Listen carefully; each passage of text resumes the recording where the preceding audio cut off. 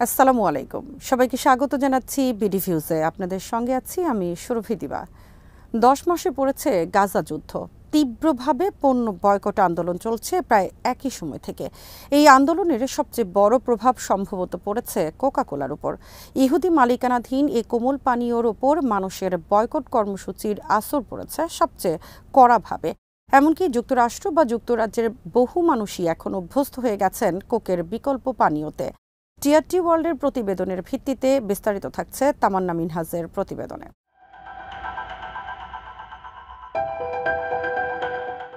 লন্ডনে শহরতলির একটি ফাস্টফুডের দোকান আলাদিনস।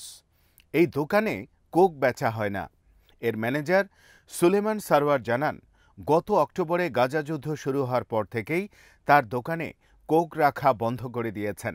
ইসরায়েলি পণ্য বয়কট আন্দোলনের একটি অংশ হিসেবে সিদ্ধান্ত নিয়ে কোক বিক্রি বন্ধ করেন তারা। মধ্য ইংল্যান্ডের উলভারহ্যাম্পটনের মিট অ্যান্ড ইট রেস্তোরাঁ ক্রেতাদের সঙ্গে কথা বলে সময় নষ্ট করতে রাজি নয়। তারা রেস্তোরাঁর দেয়ালে একটি স্লোগান লিখে রেখেছে, যতবার আপনি কোক খাবেন ততবারই একজন ফিলিস্তিনির বুকে বুলেট আঘাত হানবে। আমরা এটি বয়কট করেছি।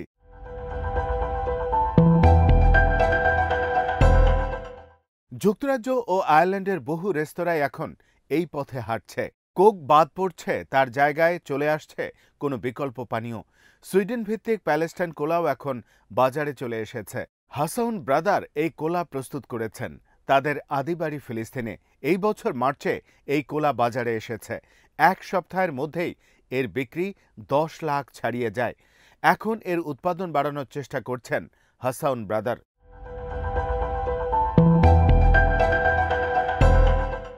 আরও আছে সালাম কোলা। এটি বাজারে আসে 2022 সালের মে মাসে। তুরস্ক ও যুক্তরাজ্যে এর উৎপাদন করা হয়। এই দুই দেশে বেচা হয় এই কোলা। এর প্রস্তুতকারক হলেন আইকিস শাহ। 26 বছর বয়সী এই নারী জানান, প্রতি মাসে তার কোম্পানির পক্ষে 6 মিলিয়ন ক্যান প্রস্তুত ও বিক্রি করা সম্ভব। তবে চাহিদা বাড়ছে তীব্র গতিতে।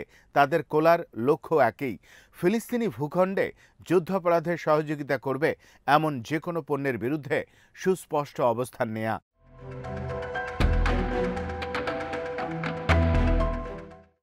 যুক্তরাজ্যে সালাম কোলা ব্র্যান্ডের কোমল পানীয় বিক্রি শুরু হয় 2023 সালের ডিসেম্বরে।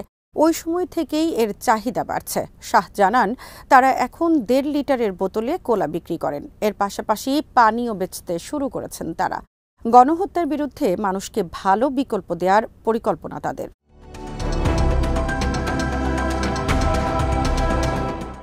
যুক্তরাষ্ট্রভিত্তিক কোকাকোলা কোম্পানি যাত্রা শুরু করে 18 শতকের শেষ দিকে। ইসরায়েলে তাদের কোমল পানীয়র প্রথম ফ্র্যাঞ্চাইজি 1960-এর দশকে চালু হয়। এরপর থেকে মধ্যপ্রাচ্যের দেশগুলোতে আকর্ষণ হারাতে থাকে কোক।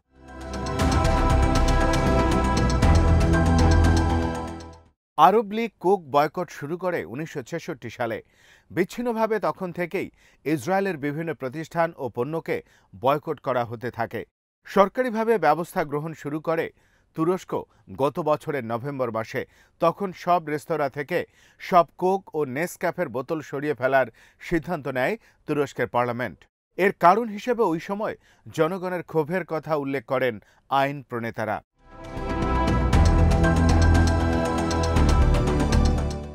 নেসলে নির্মাতা প্রতিষ্ঠান নওসেম একটি ইসরায়েলি কোম্পানি। তাদের কারখানা ফিলিস্তিনে। নেসলে জানায়, সতর্কতামূলক ব্যবস্থা হিসেবে গত অক্টোবর থেকেই ইসরায়েলে উৎপাদন বন্ধ রাখার সিদ্ধান্ত নেওয়া হয়। যুদ্ধের সময় ইসরায়েলে উৎপাদন বন্ধ করে দেয়া তারাই প্রথম বড় প্রতিষ্ঠান।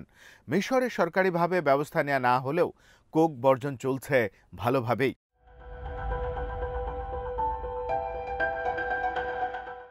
যদিও ইসরায়েল বা যুক্তরাষ্ট্রের ওপর এই অর্থনৈতিক প্রভাব কতটা পড়ছে তা নিশ্চিত নয়, তবে প্রতীকী অর্থে এর প্রভাব ব্যাপক ও তীব্র। ব্র্যান্ড ম্যানেজমেন্ট ও ক্রেতাদের আচরণ বিষয়ক বিশেষজ্ঞ আয়েশা ইজাজ বলেন, যুদ্ধের সময় যেসব কারণে মানুষ পণ্য বয়কট করে তার মধ্যে একটি হলো তাদের সরকার কার্যকর কোনো পরিবর্তন আনতে পারবে সে ব্যাপারে তাদের মধ্যেও অনাস্থা তৈরি হয়।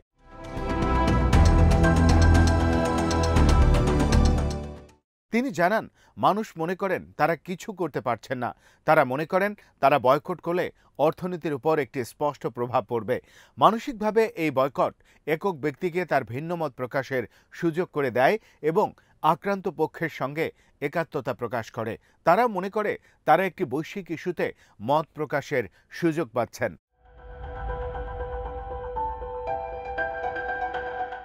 2003 সাল থেকে যুক্তরাজ্যে প্রতি মাসে 1.5 লিটারের 20 লাখ মক্কা কোলা বিক্রি হয়। এই বিক্রি থেকে লাভের 10% করে ফিলিস্তিনি শিশুদের পাঠানো হয়। এছাড়া আছে কিবলা কোলা। উত্তর ইংল্যান্ডের ডার্বিতে বসবাসকারী 2 চাচাতো ভাই এই কোলা তৈরি করেন। তাদের স্লোগান আপনার স্বাদকে স্বাধীনতা দেবে, যদিও তারা এই কোম্পানি চালাতে পারেনি। 2005 সালে তাদের প্রতিষ্ঠান দেউলিয়া হয়। তবে সালাম কোলার আইকিজ শাহ বিশ্বাস করেন তার ব্র্যান্ডের স্থায়ী হয়ে যাওয়ার ক্ষমতা আছে।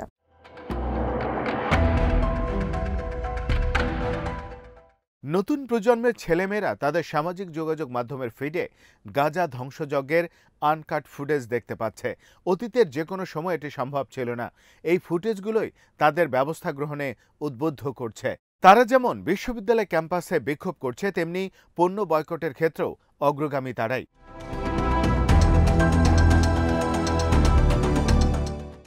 আইকিজ বলেন, ঘরে ঘরে এখন সালাম কোলার ব্যবহার শুরু হয়েছে।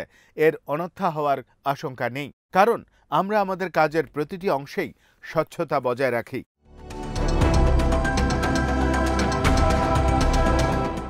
বাংলাদেশেও কোকের বিক্রি কমেছে গত অক্টোবর থেকে। বিলিয়ন ডলারের বিক্রি ধাক্কা খাওয়ায় তারা গত মাসে বাজে একটি বিজ্ঞাপন গণমাধ্যমে প্রচার করতে শুরু করে। এর প্রতিক্রিয়াও হয় তীব্র নেতিবাচক। ওই বিজ্ঞাপনে দেখানো হয় ইসরায়েল এমন একটি নাম যার নাম উচ্চারণ করা যায় না। এতে বলা হয় আরব বিশ্বের সব দেশেই এখন কোক খাওয়া হয়। উদাহরণ হিসেবে দেখানো হয় তুরস্ককে। অথচ গত নভেম্বর থেকেই সরকারিভাবে সিদ্ধান্ত নিয়ে দেশটিতে কোকের বেচা বিক্রি বন্ধ। এই বিজ্ঞাপনে তথ্য দেয়া হয় ফিলিস্তিনে তাদের কারখানা আছে, তবে বিস্তারিত আর কিছুই বলা হয়নি।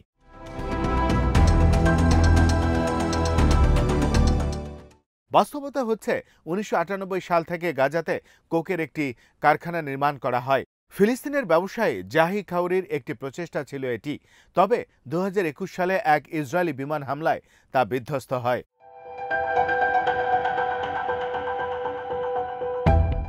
2005 সালে ফিলিস্তিনে একটি আন্দোলন তৈরি হয় পণ্য বয়কট, বিনিয়োগ না করা এবং নিষেধাজ্ঞা আরোপের জন্য। এরই একটি অংশ হিসেবে বয়কট শুরু হয়। এই আন্দোলন গতি পায় গত অক্টোবর থেকে। কফি চেইন স্টারবাকস ও ম্যাকডোনাল্ডও এই বয়কটের তালিকায় রয়েছে। এই দুটি প্রতিষ্ঠানও ক্ষতিগ্রস্ত হয়েছে তীব্রভাবে। মার্চের গোড়ার দিকে ম্যাকডোনাল্ডস ঘোষণা করে আরব অঞ্চলের বয়কটের কারণে তাদের $7 বিলিয়ন লোকসান হয়েছে। ফেব্রুয়ারিতে স্টারবাকস জানায় 2024 সালের শুরু থেকেই তাদের বিক্রি কমেছে, বিশেষ করে মধ্যপ্রাচ্য অঞ্চলে।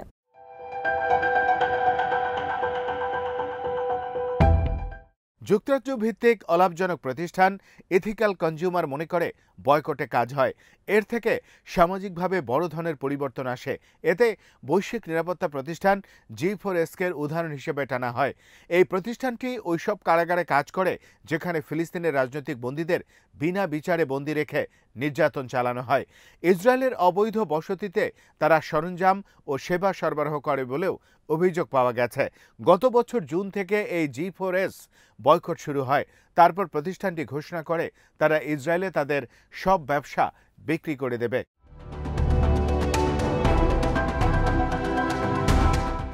এদিকে 2022 সালের মে মাসে জেনারেল মিলস ইসরায়েলের অটো রেটে তাদের ব্যবসা প্রতিষ্ঠান বেচে দেয়। এরও প্রধান কারণ বয়কট সংস্কৃতি। ইজাজ মনে করেন G4S ও জেনারেল মিলসের ক্ষেত্রে বয়কট কার্যকর হওয়ার নানা কারণ থাকতে পারে, যেমন বাজারে প্রাপ্যতা, ক্রেতাদের আগ্রহ এবং ব্র্যান্ড পরিচয় ও মূল্যের সঙ্গে সামঞ্জস্য।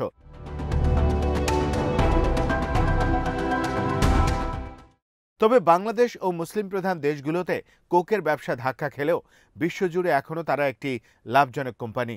তাদের বাজার ছড়িয়ে রয়েছে 120টি দেশে, আর ক্রেতার সংখ্যা 2.1 বিলিয়ন। খুচরা বাজারে এটি এখনও $390 বিলিয়ন কোম্পানি। সারোয়ার সহ আরও অনেকেই খুব ভালো করে জানেন তাদের বয়কটে যুক্তরাজ্য সরকার ইসরায়েলের প্রতি তাদের সমর্থন বন্ধ করবে না। তবে তারা এও জানেন যে জনমত পাল্টাচ্ছে।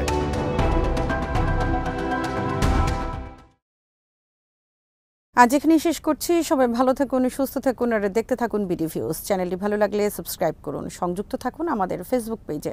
আল্লাহ হাফেজ।